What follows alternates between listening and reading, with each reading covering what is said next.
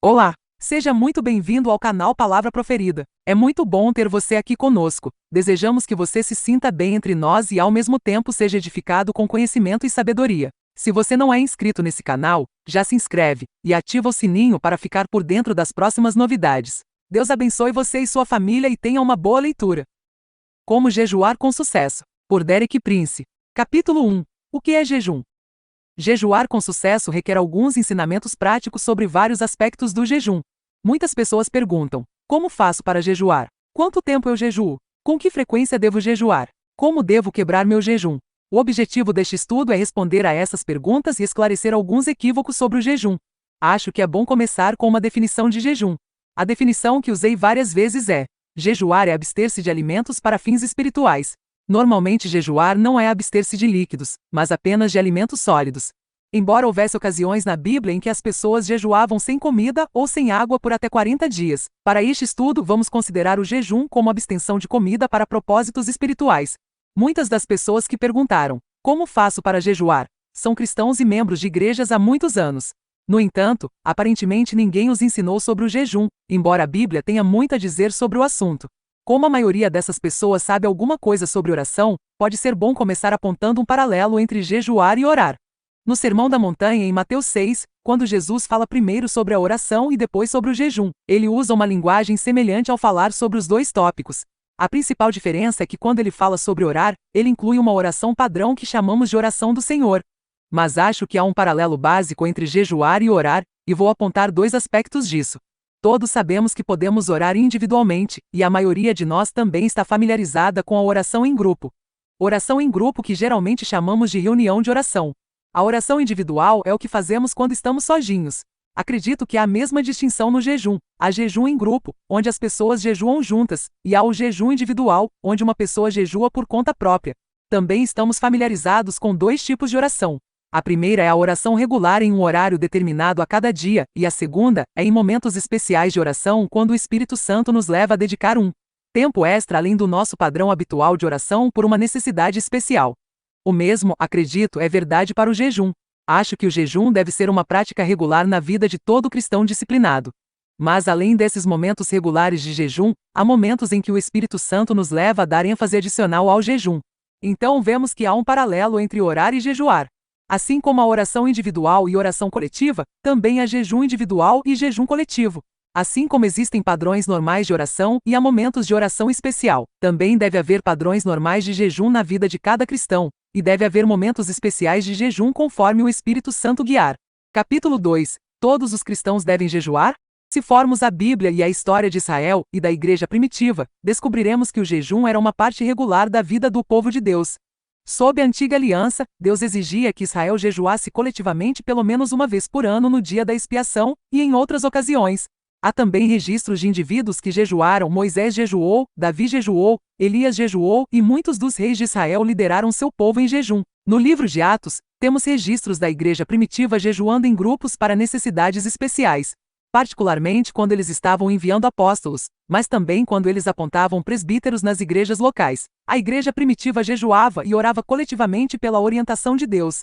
A tradição confiável da igreja e a história registrada também nos dizem que por vários séculos a igreja primitiva praticava o jejum regularmente nas quartas e sextas-feiras de cada semana.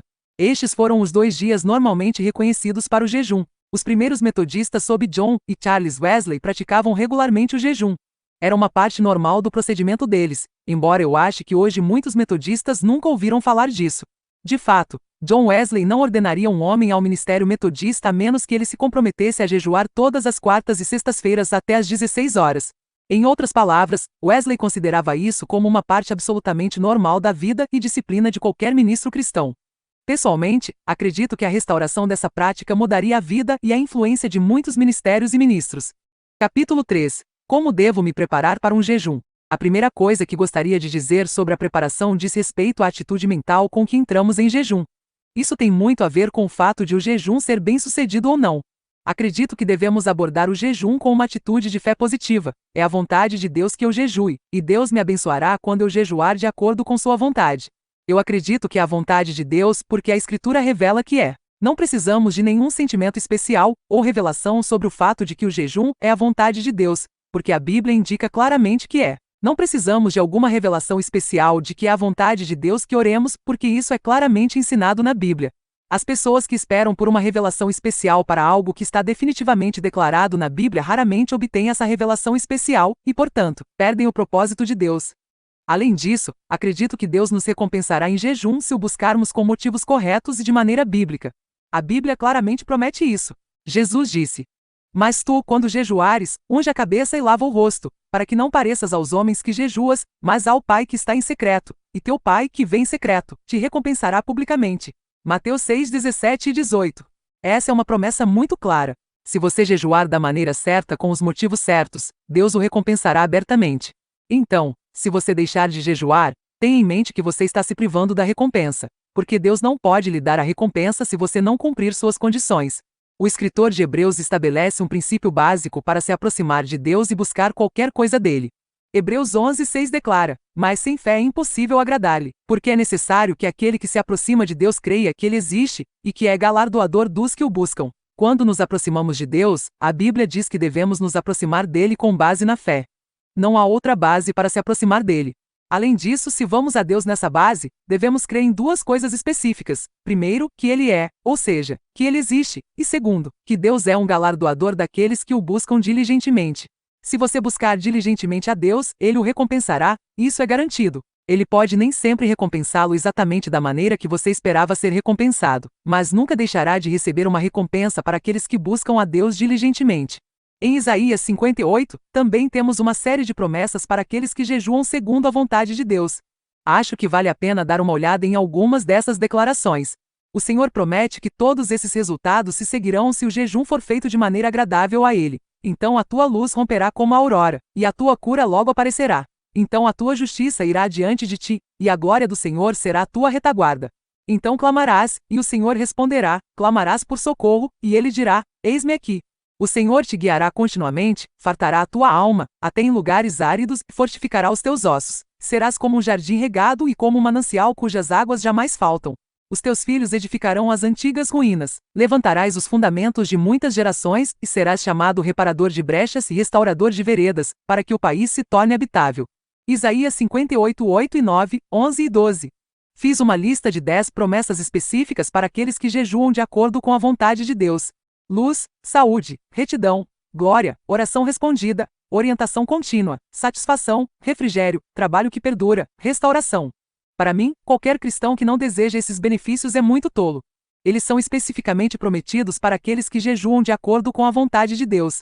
Quando começamos a jejuar com uma atitude positiva de fé de que estamos fazendo o que as Escrituras ensinam, que estamos obedecendo à vontade revelada de Deus, que o próprio Deus nos recompensará, então podemos esperar as recompensas específicas listadas em Isaías 58. Também precisamos ter a atitude correta em relação ao nosso próprio corpo. Muitos cristãos têm uma atitude errada em relação ao corpo.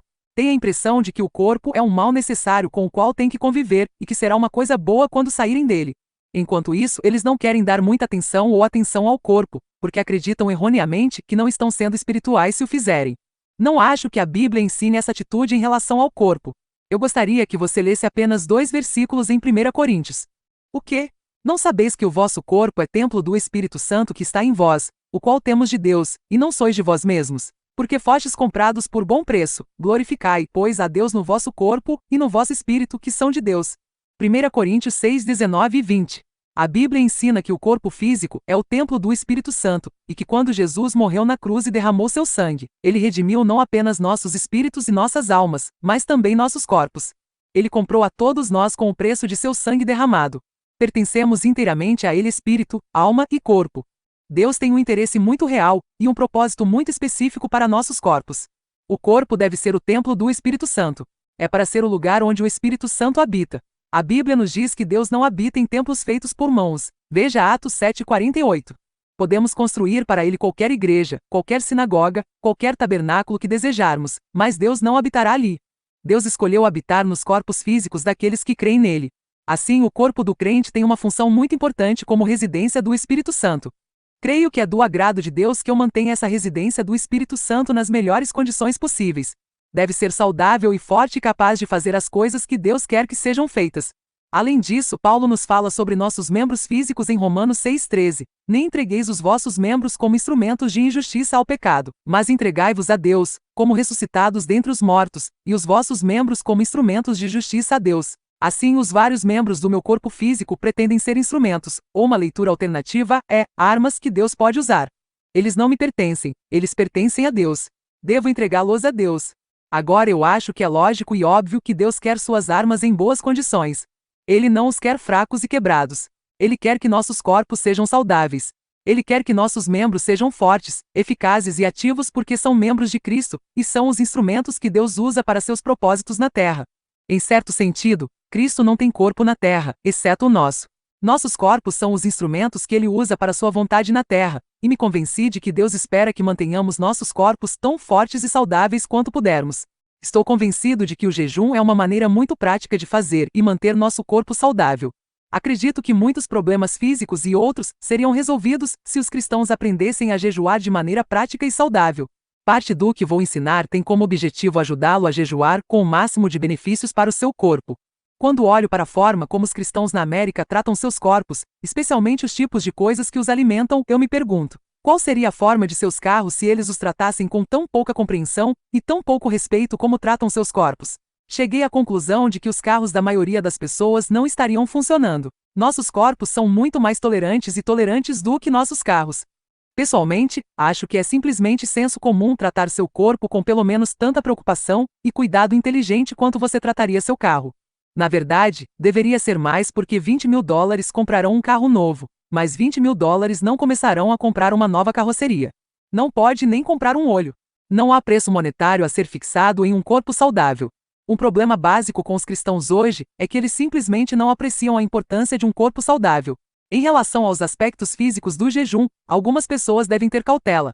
Se você tiver certos tipos de problemas físicos, como diabetes ou tuberculose, ou se estiver tomando algum tipo de medicação regular, consulte seu médico para saber se deve jejuar. Há algumas pessoas que não podem praticar o jejum. Por exemplo, aqueles que são diabéticos precisam manter a química do sangue em certos níveis. Nesses casos, acredito que é responsabilidade de outros cristãos jejuar por aqueles que não podem. Capítulo 4. Qual é o propósito do jejum? Vamos falar sobre a escolha de objetivos no jejum. Alguém disse uma vez: se você mirar em nada, pode ter certeza de que vai acertar. Precisamos ter um objetivo ou um objetivo quando entramos em algo como jejum. Podemos encontrar muitas boas razões bíblicas para jejuar. Vou lhe dar alguns, relacionando-os a mim mesmo. Primeiro, um propósito bíblico para o jejum é me humilhar. Davi disse: eu humilhei a minha alma com jejum. Salmos 35:13. Precisamos ter em mente que a humildade não é uma emoção, não é algo vago, mas é específico. Deus não nos humilhará porque Ele nos disse para nos humilharmos. Provei por experiência que, se jejuar com os motivos certos e com fé, posso me humilhar. Quando me humilho, Deus me exalta. Esse princípio percorre toda a Bíblia. Todo aquele que se exaltar será humilhado, e quem se humilhar será exaltado. Mateus 23:12. Temos que fazer a escolha. Eu quero ser humilhado? Então eu posso me exaltar. Eu quero ser exaltado? Então eu preciso me humilhar. Acredito que a maneira básica de um crente se humilhar é jejuar. Outro motivo para o jejum é aproximar-se de Deus. A Escritura diz que se você se aproximar de Deus, Ele se aproximará de você. Tiago 4:8. Uma terceira razão para jejuar é entender a palavra de Deus mais claramente. Aprendi por experiência ao longo dos anos que quando busco a Deus em tempos de jejum, Ele me dá uma compreensão mais profunda de sua palavra.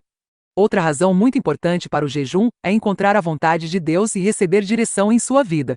Esdras disse: proclamei um jejum ali, junto ao rio Ahava, para nos afligirmos diante do nosso Deus, para buscarmos o caminho certo para nós, e para os nossos pequeninos, para todos os nossos bens. Esdras 8:21. Novamente tem sido minha experiência e meu testemunho que quando eu me humilho em jejum e busco direção e orientação dele, ele me guia no caminho certo. Eu provei isso em muitas situações em que tivemos que mudar de país para país, quando tivemos que tomar decisões entre ir para um campo ou outro para trabalhar, para um tipo de ministério ou outro. Descobri que se tomarmos tempo para jejuar e orar com humildade, buscando a direção de Deus, receberemos o que oramos. Outra razão muito comum para o jejum é buscar a cura. Isaías 58:8 diz: a tua saúde brotará rapidamente. Isso também se aplica à libertação de espíritos malignos. Jesus disse em um lugar sobre um certo tipo de espírito maligno: esta espécie não sai senão pela oração e pelo jejum. Mateus 17:21. Antes de o próprio Jesus entrar em seu ministério de cura e libertação, ele passou 40 dias jejuando. Também podemos jejuar quando precisamos da intervenção de Deus em alguma crise específica, ou quando surge algum problema tremendo que não podemos resolver por meios comuns. Há muitos exemplos disso na Bíblia. Em 2 Crônicas 20, Josafá e o povo de Judá descobriram que estavam enfrentando um exército invasor, que não podiam enfrentar com métodos militares normais. Eles se humilharam diante de Deus, se reuniram, jejuaram e oraram. Deus lidou com o exército invasor. Eles não tiveram que usar uma única arma. Deus derrotou totalmente seus inimigos por eles, e não acredito que Deus tenha favoritos. Acredito que Ele está tão disposto a intervir em nosso favor quando buscamos da mesma maneira. Uma razão final para o jejum é interceder e orar em favor dos outros. Muitas pessoas vêm a mim sobre seus parentes não salvos e perguntam: o que posso fazer para salvar meus parentes? Costumo perguntar a eles: você já jejuou e orou por seu marido não salvo ou por seu filho ou filha não salvos? Você está disposto a fazer um sacrifício pessoal, fazer algo que vai custar caro, em nome de seu ente querido? Há muitos testemunhos de crentes de como Deus respondeu à oração que é acompanhada de jejum em favor de parentes não salvos. Se você tiver um período especial de jejum, mais de um dia ou mais, ou se tiver algum propósito especial para jejuar, às vezes é bom fazer uma lista escrita do que você está jejuando e datar. Fico feliz que muitos anos atrás, no início da década de 1950, eu fiz isso em várias ocasiões. Ainda tenho as listas. Ao olhar para elas, vejo com espanto quantas das coisas que jejuei para Deus foram respondidas e algumas delas foram grandes coisas. Para dar um exemplo, jejuei e orei pela salvação de minha mãe. Embora tenha levado muitos anos, Deus a salvou de forma definitiva e dramática quase no último momento. Por volta da última vez que pude ter certeza de que ela realmente entendeu o Evangelho, ela teve uma tremenda experiência de salvação. Então vale a pena orar e jejuar. Quando olho para trás nessas listas agora, eu louvo a Deus pelas maravilhosas respostas às orações. Uma lista de oração pode ser uma boa ideia em sua vida de oração comum. Isso não quer dizer que todo mundo precisa fazer isso, mas se você fizer isso, um dia você louvará a Deus pela maneira como Ele respondeu às suas orações. Capítulo 5. Por quanto tempo devo jejuar? Agora chegamos à questão de escolher um período de tempo para jejuar. Meu conselho é: não comece com um jejum muito longo. Não comece com 1 semana, 2 semanas ou 40 dias. Algumas pessoas conseguem, mas acho melhor começar a subir a escada de baixo, degrau por degrau. O problema é que, se você começar com um período muito longo e não o alcançar, você se sentirá derrotado. Você pode desistir e nunca mais tentar. Eu sugeriria que normalmente é melhor começar na base da escada e subir em direção ao topo. Se você não está familiarizado com o jejum e não se sente à altura de um grande teste, comece omitindo a última refeição do dia. Se você normalmente comeria sua última refeição por volta das 18 horas ou 18 horas e 30 minutos e não faria nenhum lanche depois até o café da manhã, na verdade você jejuou da hora do almoço até a hora do café da manhã, que é de cerca de 18 horas. Esse é um período bastante substancial para ficar sem comida por apenas perder uma refeição. Dessa forma, você alcança um verdadeiro jejum sem uma mudança muito drástica em seu padrão de vida ou um objetivo muito grande. Se você conseguir isso, da próxima vez você pode querer pular as 2 últimas refeições, a refeição do meio-dia e a refeição da noite. Se você não comer até o café da manhã, na verdade você passou 24 horas sem comer.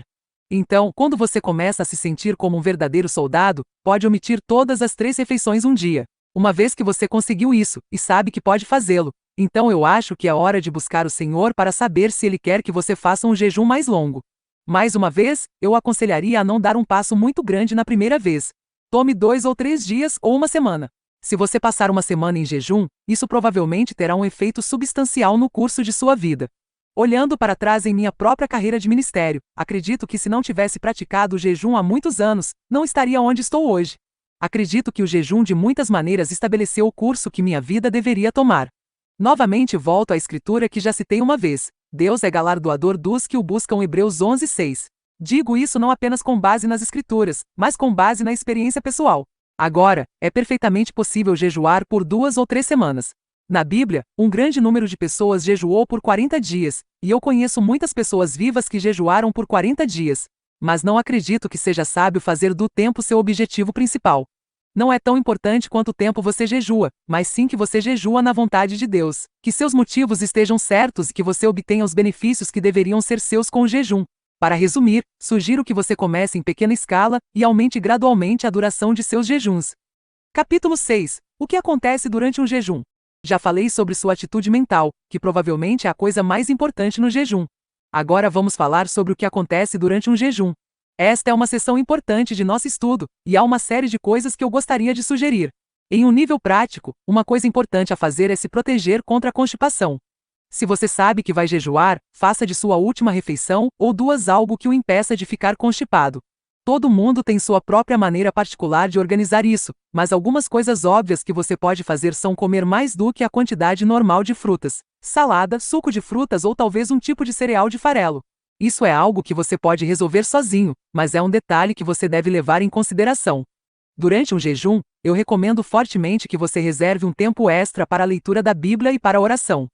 Eu coloco a leitura da Bíblia em primeiro lugar porque, na minha opinião, é sábio tornar uma prática não orar sem primeiro ler sua Bíblia.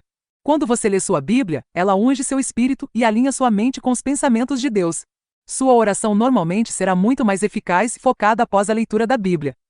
Se você está apenas jejuando algumas refeições, pode sentir que não tem muito tempo, mas afinal, você tem o tempo que normalmente gastaria preparando e consumindo duas refeições. Ofereça esse tempo ao Senhor. Pelo menos gaste esse tempo especificamente na leitura da Bíblia e oração. Em segundo lugar, guarde-se contra o ataque espiritual. O verdadeiro sacrifício no jejum não é ficar sem comida. Em vez disso, é o fato de que quando você realmente começa a buscar a Deus, orar e jejuar pelas coisas que importam, Satanás vai lançar forças espirituais extras contra você. Você pode descobrir que estranhas opressões começam a tomar conta de você, dúvida, medo ou solidão. Você pode de alguma forma se sentir em um lugar escuro, ou pode perder alguns dos sentimentos usuais de alegria, paz e felicidade que normalmente tem como cristão. Não se preocupe se isso acontecer. Na verdade, é uma espécie de elogio indireto do diabo. Isso significa que você o está preocupando, e ele está fora para impedir que você alcance seus objetivos. Não ceda a essas emoções. Não deixe os sentimentos ditarem a você. Tenha em mente as grandes verdades básicas da palavra de Deus. Deus está do seu lado. Deus te ama, e é um galardoador daqueles que o buscam diligentemente. Isso é verdade, quer você sinta ou não. Não deixe que os sentimentos o afastem. Outro cuidado que eu daria é evitar a ostentação religiosa. Acho que devemos olhar para Mateus 6,16. E quando jejuares, não sejais como os hipócritas, de semblante triste, porque desfiguram os seus rostos, para parecerem aos homens que jejuam. Em verdade vos digo que já receberam a sua recompensa. Não façam um ato religioso. Não deixe que todos saibam que você está jejuando. Algumas pessoas terão que saber, mas não façam um show disso. Não façam uma exibição disso. Façam mais silenciosamente e sem ostentação possível. De um modo geral, você poderá realizar suas tarefas e atividades diárias normais. Certa vez, minha esposa fez um jejum prolongado de 4 semanas quando morávamos em Londres, e durante todo esse tempo ela preparava todas as refeições para a família, e sempre se sentava conosco à mesa, embora não comesse. Tampouco desistiu de nenhuma de suas outras atividades domésticas normais. Mais ou menos na mesma época, jejuei por mais de 3 semanas e ainda continuei com minhas atividades normais durante esse período. Costumávamos realizar 5 reuniões internas e 3 reuniões ao ar livre em nossa igreja todas as semanas naquela época. Eu dirigi e preguei em cada um deles. Normalmente falando, com algumas exceções, o jejum não o impede de fazer as coisas que você faria normalmente. Na verdade, eu gostaria de adverti-lo a não fazer um show de seu jejum. Apenas continue suas atividades normais, tanto quanto possível. Capítulo 7. E as reações físicas desagradáveis? Agora chegamos à questão que sempre ocupa a mente das pessoas: as reações físicas desagradáveis do jejum. Por causa dos estilos de vida atuais, a maioria das pessoas experimentará algum tipo de reação física nos estágios iniciais de um jejum. As reações mais comuns são dores de cabeça, podendo se agravar para tonturas e náuseas. Não sou especialista em medicina, mas as pessoas que estudam as reações do ponto de vista médico dizem que, na maioria dos casos, o que está acontecendo é que o sangue em seu corpo, que normalmente é absorvido no processo de digestão, agora é liberado dessa e começa a trabalhar em outras áreas para esclarecê-los. Por exemplo, se você é um bebedor pesado de café, normalmente terá uma forte dor de cabeça quando jejuar. Essa é a penalidade do bebedor de café por todo o café que ele bebe. O que a maioria de nós não percebemos é que o processo de digestão é um trabalho muito árduo. Se você comer uma refeição pesada, grande parte de sua energia física para as próximas horas ou 2 é usada principalmente para lidar com essa refeição. Consequentemente, o sangue que está lá não pode ser usado em outras áreas do seu corpo. Por exemplo, acho que é uma questão de experiência que, se você nadar logo após uma refeição pesada, poderá ter câimbras nos braços ou nas pernas. Por quê? Porque todo o sangue está no estômago sendo usado para o processo digestivo. Mas no momento em que sua comida é digerida, você pode nadar e não terá câimbras. Em outras palavras, o sangue é liberado para outras atividades. Se você está jejuando por um dia, está liberando seu sangue para fazer muitos trabalhos de limpeza que precisam muito ser feitos, mas que nunca são feitos quando seu sangue tem que gastar seu tempo digerindo alimentos. Na verdade, comer demais é reduzir nossa energia física. Quando você vai além do que você precisa em alimentos, você está simplesmente fazendo seu corpo fazer um trabalho extra e desnecessário para digerir alimentos dispensáveis. Então não é capaz de fazer as outras coisas que precisam ser feitas. Pessoalmente, descobri por experiência que não posso pregar melhor depois de uma refeição pesada. Eu tenho que ter pelo menos 1 ou 2 horas entre uma refeição pesada e a pregação porque o sangue não está no meu cérebro, está no meu estômago. Meu cérebro está confuso, não está à altura do trabalho. Dissemos que pode haver várias reações físicas do jejum na maioria das pessoas, especialmente em nosso modo de vida moderno. Se você pode encontrar a fé para fazê-lo, louve a Deus por eles. Obrigado, Deus, pela minha dor de cabeça. Percebo que meu sangue está lá fazendo algo que precisava ser feito há muito tempo. Não pare o seu jejum. Se você fizer isso, você deixou o diabo derrotá-lo. Daniel disse: voltei o meu rosto ao Senhor Deus para buscá-lo com oração e súplicas com jejum. Daniel 9:3. Quando você jejua, você precisa definir seu rosto. Você deve ter em mente que você vai fazer isso. Não deixe em aberto a possibilidade de que você possa comer aquela refeição, porque então o diabo estará com você o tempo todo para comer. Se você decidiu não comer de novo hoje e descartou essa possibilidade de sua mente, é muito mais fácil. Na hora das refeições, você pode sentir dores de fome reais. Na verdade, você realmente não precisa de comida, mas seu estômago funciona por hábito. Em cerca de 1 hora, você descobrirá que as dores da fome diminuirão sem que você tenha comido. Era apenas um hábito. Seu estômago foi ajustado como um relógio para reagir dessa maneira naquele momento.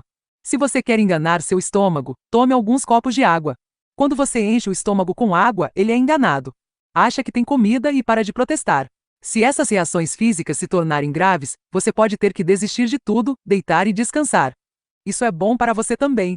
Se você estiver em uma posição de emprego em que não pode fazer isso, terá que escolher outro caminho ou outro dia. Se suas reações se tornarem tão severas que você não possa suportá-las, então eu o aconselharia a quebrar o jejum, demorar um pouco para se recuperar e depois tentar novamente. Você pode se surpreender bastante da próxima vez. Você dificilmente terá qualquer reação. O jejum revela nossos problemas espirituais e físicos. Quando o problema for exposto, não coloque a culpa do problema no jejum. Em vez disso, agradeça a Deus que o jejum revelou o problema que já existia. Se seus problemas são graves, sejam emocionais, espirituais ou físicos, como resultado do jejum, então acho que você precisa consultar alguém com experiência, seja um pastor ou um médico. Capítulo 8. Como posso jejuar com o máximo de benefícios físicos? Se você deseja o máximo de benefícios físicos do seu jejum, há certas coisas que o ajudarão. Vou lhe dar algumas sugestões muito práticas para ajudá-lo a se beneficiar ao máximo do seu jejum. Primeira, descanse bastante. Na verdade, tire um tempo extra para descansar. Você pode orar tão bem deitado em sua cama quanto de joelhos. Segunda, faça algum exercício e tente respirar um pouco de ar fresco. Acho muito fácil orar quando estou andando, e quando estou andando, tomo ar fresco e faço exercícios, os 3 ao mesmo tempo. Aumenta muito os benefícios espirituais e físicos do jejum. Normalmente, na experiência de jejum da maioria das pessoas, as reações desagradáveis chegam ao clímax no 2º, 3º ou 4º dia. Se você for além disso, entrará em um período em que o jejum realmente se tornará excitante, estimulante e agradável. Você pode até achar que sua força física aumenta notavelmente. Minha experiência, não tanto na atividade física, mas na atividade mental, é que quando chego a esse estágio em jejum, consigo fazer em 1 hora um trabalho que normalmente levaria 2 ou 3 horas. Minha mente está muito mais clara, embora meu corpo ainda possa estar protestando um pouco com a sensação de fraqueza. Terceira, enquanto você está jejuando, normalmente é aconselhável consumir muitos líquidos, porque isso tem o efeito de liberar seus rins e geralmente limpar seu corpo. Que tipo de fluidos? Bem, passei a acreditar que a melhor coisa é a água pura, e não me refiro à água que sai da torneira, mas à água purificada que você pode comprar no supermercado ou de uma empresa que manuseia esse produto. Quando você jejua, invariavelmente notará que seu paladar se torna muito mais aguçado, e você perceberá todos os tipos de gostos horríveis na água potável que você mal notou quando estava comendo, particularmente o gosto de cloro. Embora eu sinta fortemente que é sábio tomar apenas água pura, no início do seu jejum, você pode colocar um pouco de mel na água. Tome a água quente com um pouco de limão. Mel e limão juntos são uma espécie de purificação. Se você não quiser ficar apenas com água, existem vários outros fluidos disponíveis, como caldo ou suco de frutas. Pessoalmente, novamente, eu aconselharia as pessoas durante o jejum a evitar beber chá ou café, pois ambos são estimulantes muito fortes. Você obtém mais benefícios físicos do seu jejum se não os consumir durante o jejum. Capítulo 9. Quais são os diferentes tipos de jejuns? Há momentos em que Deus nos leva a nos abstermos de fluidos, mas essa pode ser uma área fisicamente perigosa. Os únicos exemplos que posso encontrar na Bíblia de pessoas jejuando extensivamente sem comida ou água são Moisés e Elias, que jejuaram 40 dias cada. No entanto, eles estavam em um plano sobrenatural, na presença imediata de Deus ou sob algum poder sobrenatural. Não acredito que seja um padrão normal para nós. Eu acredito que o padrão para o período de tempo sem fluidos é encontrado em Ester 4:16. Ester disse a seu tio Mardoqueu: vá, reúna todos os judeus que estão em Suzã, e jejue por mim, e não coma nem beba durante 3 dias, noite e dia. 3 dias, noite e dia são 72 horas, e pessoalmente eu não aconselharia ninguém a passar de 72 horas sem líquidos. Se você tentar 72 horas sem comer ou beber, acho que vai descobrir que ficará de joelhos no final, se não espiritualmente, pelo menos fisicamente. No entanto, devo dizer que fiquei 2 vezes 72 horas sem comida ou bebida, e Deus me abençoou nisso. Eu não recomendaria a ninguém ir além desse período de tempo. Fazer isso, acredito, é muito perigoso fisicamente. Acho que qualquer médico confirmaria isso. Eu só preciso mencionar outro detalhe físico prático neste momento. Enquanto você está jejuando, seus intestinos podem não se mover, mas se você evitou a constipação para começar, não precisa se preocupar com isso. Quando você voltar a comer, seus intestinos começarão a funcionar novamente. Se você começar a comer da maneira correta, descobrirá que provavelmente limpou consideravelmente seus intestinos, que eles estão em melhores condições do que quando você começou a jejuar.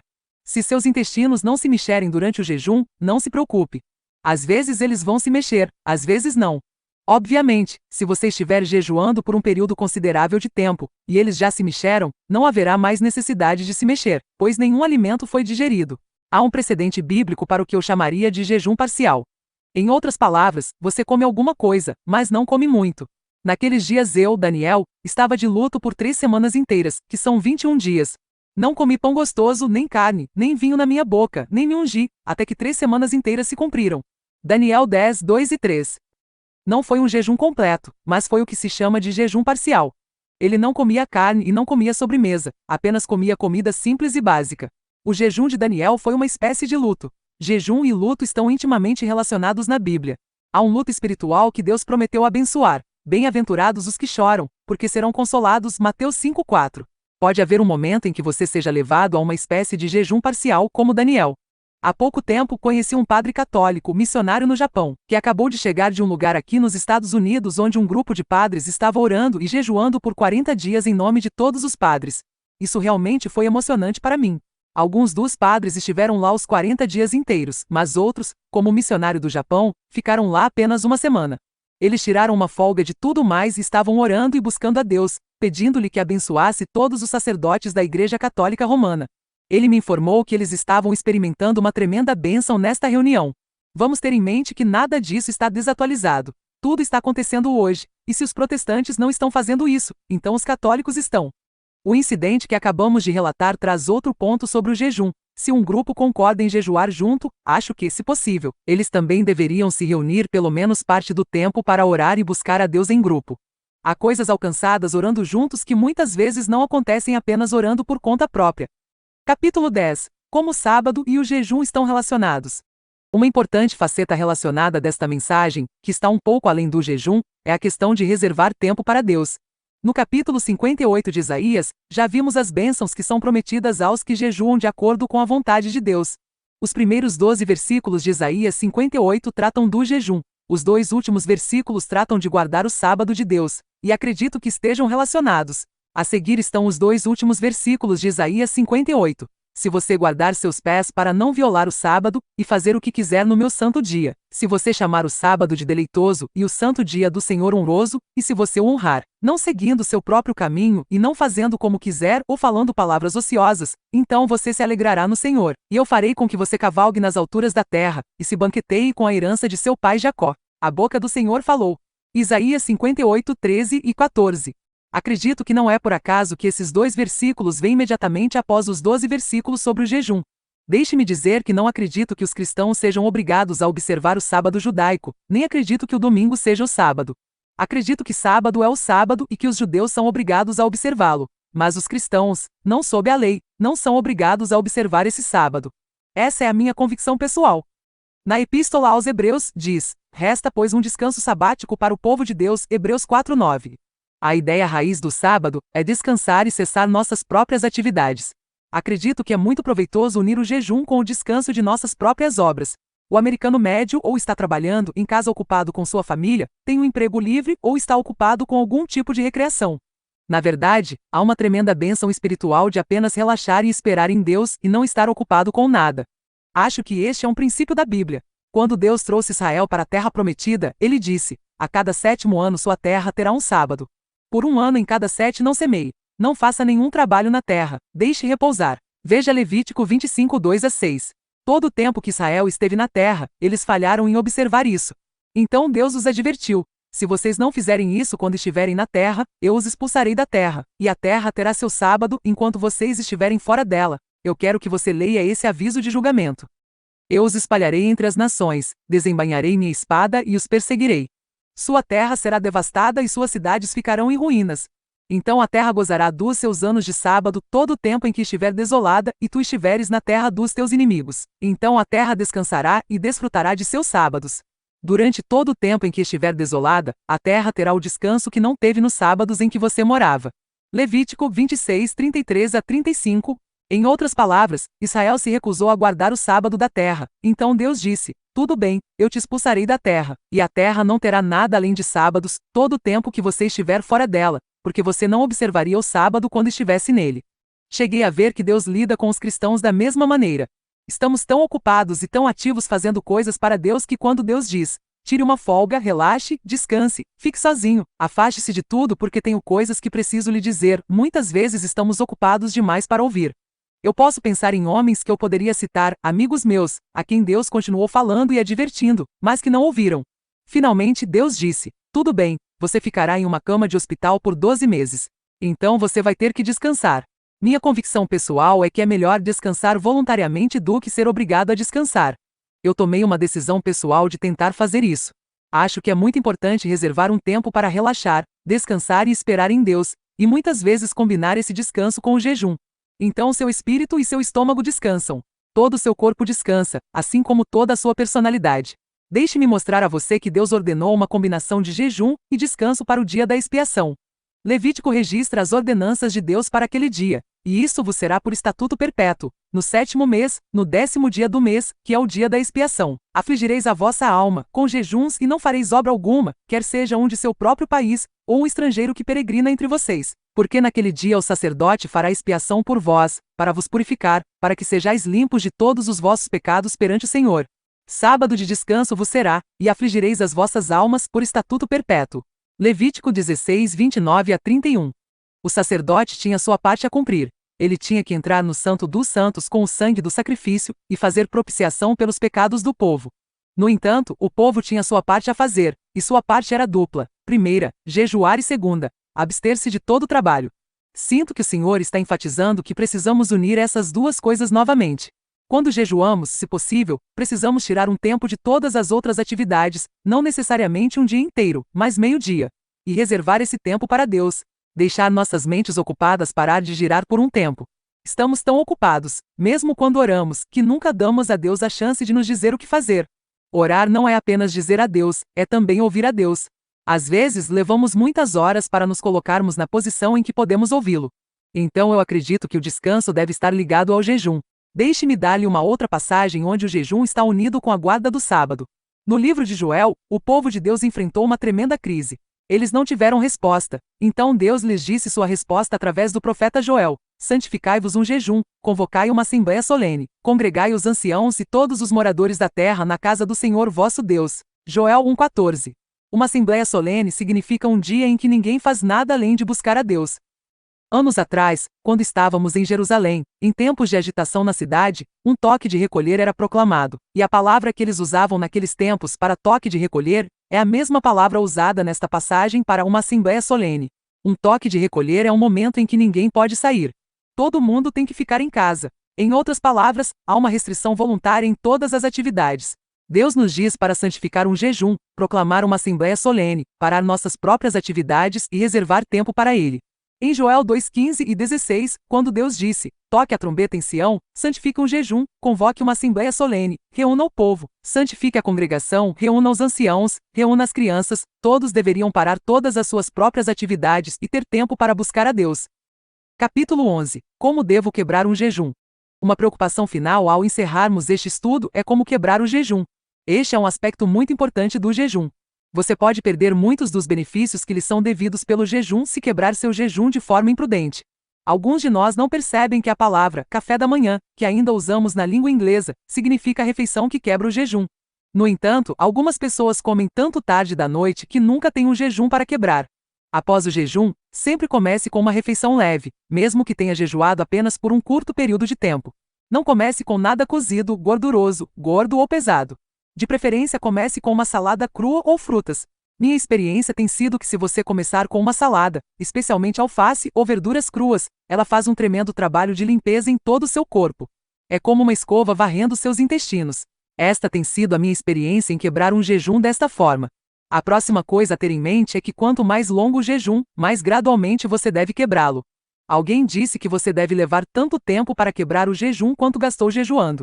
Eu não acho que isso seja completamente preciso, mas descobri quando jejuei por um longo tempo, mais de 3 semanas, que meu estômago era como o de um bebê. Eu tive que ser tão cuidadoso sobre me alimentar depois daquele jejum quanto eu teria alimentado um bebê. Levei 1 semana, pelo menos, para voltar à alimentação normal. É aqui que você terá que ter um verdadeiro autocontrole. Quando você está em jejum, depois dos primeiros 2 ou 3 dias você não sente fome, mas quando você começa a comer novamente, sua fome volta. Isso é quando você realmente deve se segurar. Você pode obter imagens mentais de todos os tipos de coisas que adora comer, mas simplesmente não pode ceder porque pode arruinar muitos dos benefícios físicos do jejum quebrando o jejum rapidamente ou de forma imprudente. Mais um ponto precisa ser mencionado. Como resultado do jejum, mesmo que seja apenas alguns dias, seu estômago terá contraído. Geralmente não é sábio expandi-lo novamente na mesma extensão. A maioria das pessoas na civilização ocidental tem estômagos super expandidos. Você descobrirá que, ao começar a comer depois de um jejum, começará a se sentir satisfeito mais cedo do que antes de jejuar. O hábito fará com que você continue comendo o resto da refeição, mas a sabedoria diz: por que não parar por aí? Você já teve o suficiente. Assim, o jejum é uma forma também de mudar nossos hábitos alimentares, o que muitos de nós precisamos fazer. No entanto, se você planeja emagrecer ou reduzir, o jejum por si só não fará isso normalmente. Você perderá alguns quilos, mas os ganhará com a mesma rapidez, a menos que combine com um programa alterado de alimentação. Capítulo 12, em resumo.